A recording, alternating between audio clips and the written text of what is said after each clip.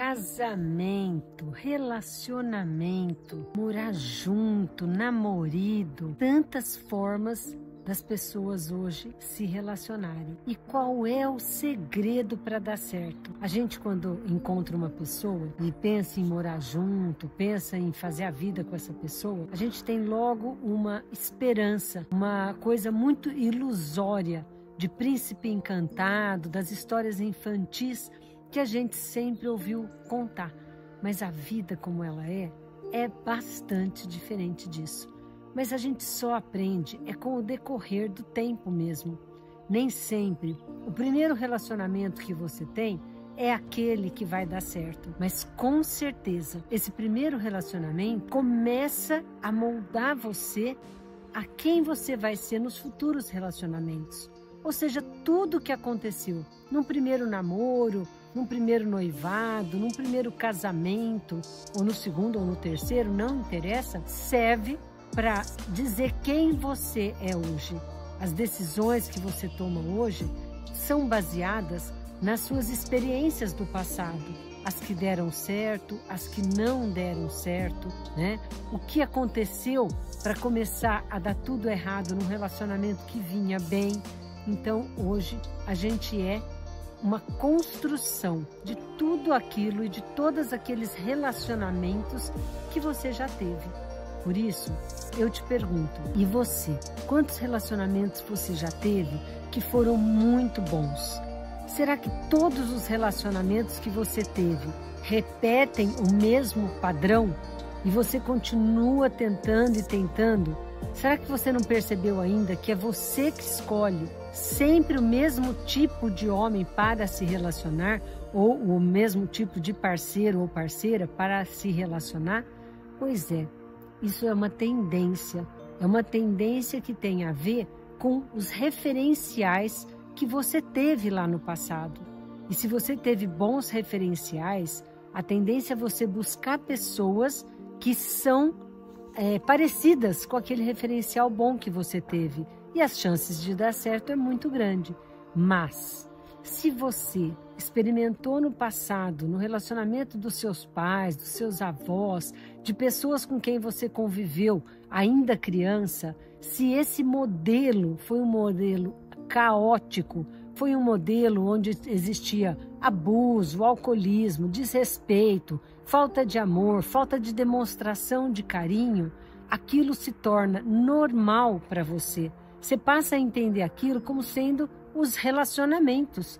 E quando você, lá na frente, se casa na primeira, na segunda, na terceira vez, ou se relaciona com essas pessoas e começa a reviver os mesmos traumas, as mesmas dinâmicas doentias do passado, você nem se dá conta, porque você acha que aquilo é normal.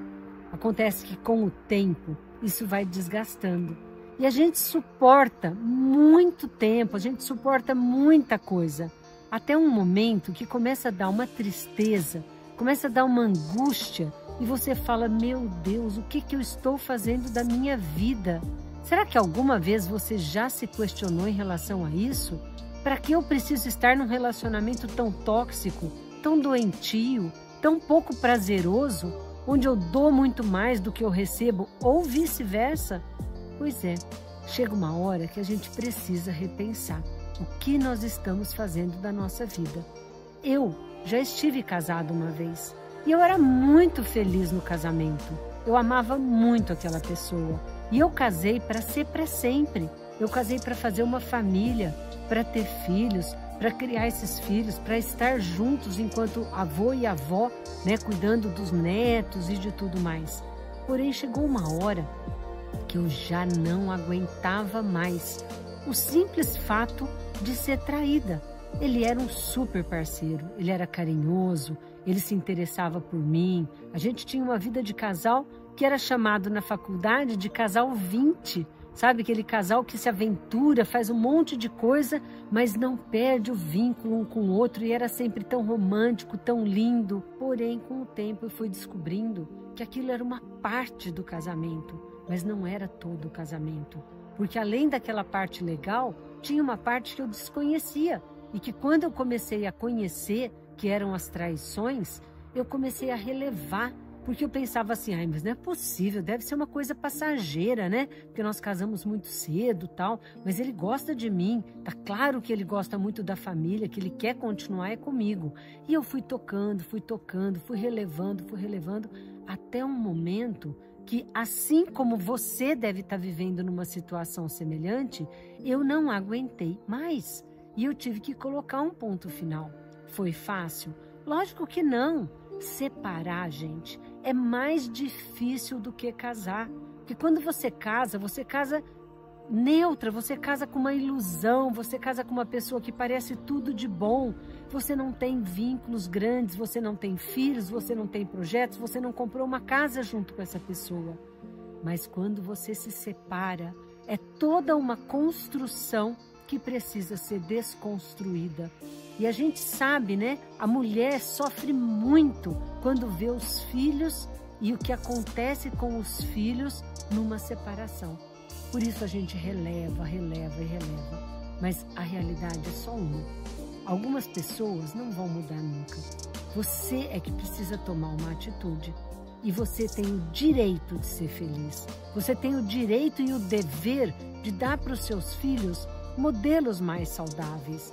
E isso se aplica não só à mulher, se aplica ao homem também, ao homem que está num casamento infeliz, a um homem que não está na sua plena alegria de viver, no teu pleno potencial, porque está sendo ofuscado, está sendo oprimido, está sendo destruído às vezes por uma mulher que às vezes é poderosa, uma mulher que às vezes é muito psicopata, mas é você que escolheu, mas também é você que escolhe ficar ou não nessa relação.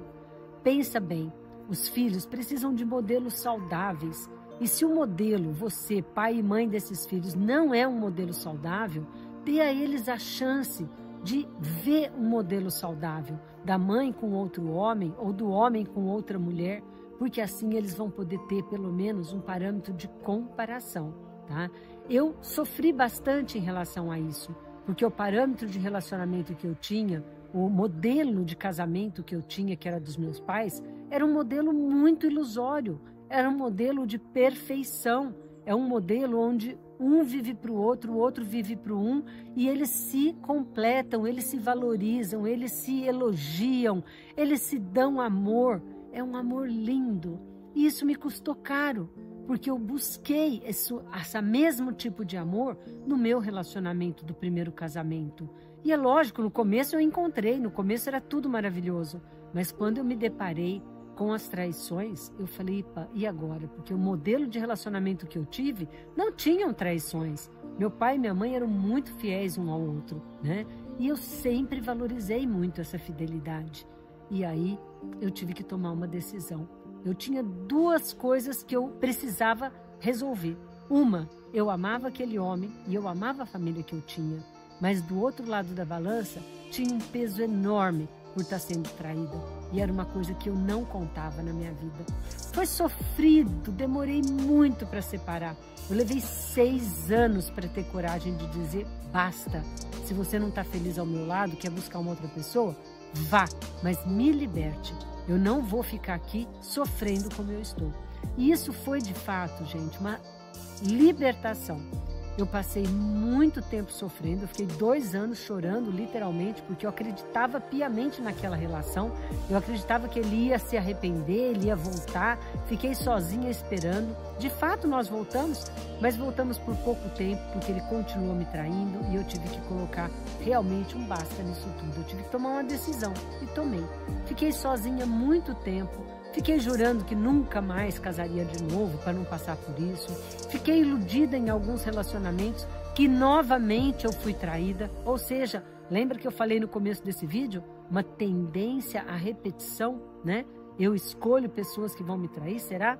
E quando eu me conscientizei disso e me separei pela segunda vez, não de um casamento, mas de um namoro longo que já estava encaminhando para um noivado, a gente já estava pensando em construção de uma casa juntos, etc., envolvendo os filhos meus e os filhos dele, e eu descobri de novo que eu fui traída. Eu falei, pera um pouco, alguma coisa está acontecendo, é comigo, não é com o outro. E aí eu fiquei muito tempo sozinha e fazendo terapia e entendendo o que está acontecendo comigo, de onde vem a dinâmica de traição. Porque eu não vi traição com os meus pais, mas com certeza em algum momento no meu sistema deve ter havido uma grande traição para eu estar repetindo esse trauma, repetindo essa dinâmica. Mas eu me conscientizei, não descobri exatamente de onde veio esse trauma, mas acredito que do passado. Não soube dados assim concretos sobre isso, mas eu mudei a forma de olhar para um relacionamento. Eu mudei a forma de esperar do outro alguma coisa para mim. E aí eu conheci o Fernando Freitas, que foi uma bênção na minha vida, fez eu ver muita coisa que eu não enxergava antes, fez eu construir a mulher que eu sou hoje, né? Lembrando, como eu disse também no começo desse vídeo, que quem você é hoje é fruto de todos os relacionamentos que você carrega, que em cada um deles você aprendeu alguma coisa boa, aprendeu algumas coisas ruins para não repetir, e é assim que a gente evolui. E eu tive essa chance de evoluir e refazer um casamento com o Fernando Freitas. E aí eu tô casada com ele já há 18, quase 19 anos e enfrentando alguns problemas no casamento, porque é normal, o casamento não é uma coisa estável, o casamento é dinâmico. E quando, o ano retrasado, nós fomos nos aventurar em fazer um ano sabático, eu tive a experiência de passar 24 horas por dia com o meu parceiro. Totalmente diferente do que era eu sair para trabalhar cedo, ele acordava um pouco mais tarde do que eu, então a gente não se encontrava de manhã. Depois a gente almoçava juntos, que era muito gostoso, a gente fazia lá uma refeição, batia um papo, contava uma coisa ou outra leve do que estava acontecendo na vida de cada um. E à tarde voltávamos a trabalhar e voltávamos a nos encontrar novamente só no final do dia mesmo, 8, 9 horas da noite, jantávamos, assistíamos um filme e ele já me disse, não converse sobre problemas comigo à noite. Por quê? Porque à noite, se eu ficar ouvindo problemas, eu não consigo dormir. E eu falava, puxa vida, então que hora será que nós vamos conversar sobre nossos problemas do dia a dia, problemas do casal, problemas da empresa, né? Porque com o tempo a gente começou a trabalhar juntos, montamos uma empresa juntos e aí foi ficando cada vez mais difícil e mais desconfortável.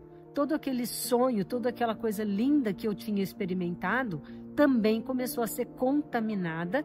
Uma situação simples, a gente não conseguia dialogar sobre os problemas da gente, sobre os problemas da empresa. E aí eu falei, puxa vida, eu vou ter que carregar sozinha esse bonde, eu vou ter que carregar sozinha a decisão dos problemas da empresa, porque se eu falar com ele, ele não dorme. E nós começamos a enfrentar uma fase bem complicada. Aquele ano sabático, que tinha um lado maravilhoso, que a gente via aqueles pôr do sol maravilhosos lá da Flórida, né? E que a gente curtiu um novo lugar, aprendeu uma nova língua. Eu já falo inglês, mas o Fernando estava lá treinando o inglês dele. Conhecemos pessoas maravilhosas, fizemos novos amigos, mas abriu aí um buraco que eu não estava conseguindo encontrar uma solução para ele. Porém, depois de um tempo, a gente acabou voltando para o Brasil, reenfrentando lá as dinâmicas da empresa, tivemos que olhar juntos de frente para os problemas e começamos a solucionar os problemas de uma forma tranquila. Aí nós tivemos a fantástica oportunidade de vir morar em Portugal. E aí, gente, olha, eu achei que fosse a solução de todos os meus problemas. Mais uma grande ilusão, né? A casa é linda, maravilhosa. Vou até dar um tour aqui para vocês verem.